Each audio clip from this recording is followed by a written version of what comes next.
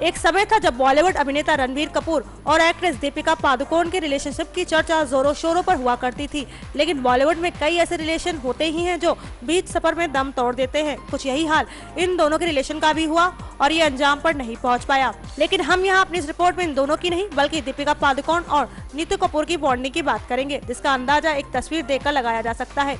इस तस्वीर में ये दोनों एक दूसरे के साथ नजर आ रही हैं। हाँ, हम मानते हैं इसमें कोई खास बात नहीं है, लेकिन देखने वाली बात यह है कि ये एक दूसरे के साथ बेहद खुश हैं। इससे पहले इन दोनों को कभी एक दूसरे के साथ इतना खुश शायद कभी नहीं देखा गया है।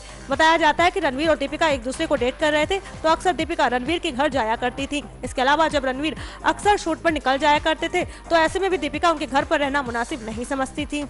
लेकिन गॉसिप्स की माने तो नीतू ने कभी दीपिका को मंजूर नहीं किया था। इतना ही नहीं, कहा तो ये भी जाता है कि नीतू को इनके ब्रेकअप के बाद काफी राहत महसूस हुई थी। अब कोई कुछ भी कहता है, लेकिन तस्वीर में इन दोनों की बॉन्डिंग देखकर तो ऐसा ही लग रहा है ये दोनों एक दूसरे को काफी पसंद करते थे।